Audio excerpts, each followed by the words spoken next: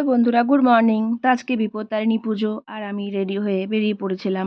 আমার আগেই কিন্তু আমার শাশুড়ি মা আর মেয়ে পৌঁছে গেছিলো মন্দিরে। আমার যেতে একটু দেরি হয়ে গেছিলো।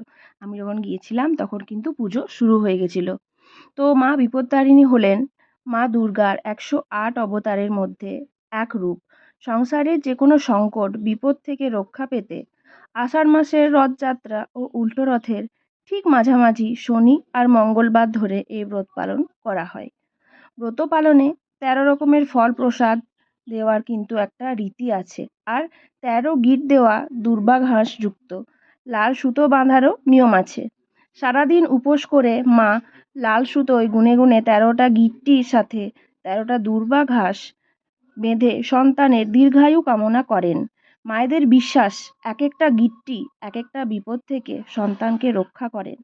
এই ব্রত বাংলার ঘরে ঘরে প্রতিটি মা বোন তার পরিবারের পরিজনদের সব ধরনের বিপদ থেকে রক্ষা করতে ভক্তি ভরে পালন করে থাকে। জয় মা বিপত্তারিণী। তো পুজো শেষে সবাই একে অপরকে সিঁদুর পরিয়ে দিচ্ছিল।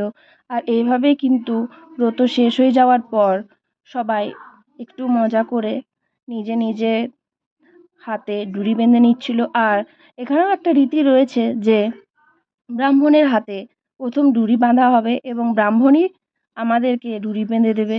যাই হোক, যখন সেটা রীতি চলে আসছে তো সবাই সেটাই পালন করে। আর সব শেষে কিন্তু ঠাকুরমশাই দিয়ে দেয় চান জল, আর সেটা আমরা সবাই খেয়ে উপোসটা ভেঙে নিই। আর এই যে আমার মেয়েও খেয়ে নিয়েছে। আর এটা হচ্ছে আমাদের পুজোর স্থান। তো এবার সব প্রসাদ নেওয়ার পালা। আর প্রসাদ নিয়েই সবাই কখন বাড়ি যাব এটাই ভাবতে থাকে। আর ঠাকুরমশাইকে নিয়ে টানাটানি লেগে গেছে। এই দেখো তোমরা, যে আমি বাঁধবো আর ঠাকুরমশাইকে বলছেন আপনি বেঁধে দেন। তো ঠাকুরমশাই তো এবার বিরক্তই হয়ে গেছে। আমরা প্রসাদ নিয়ে বাড়ি চলে এলাম। টাটা।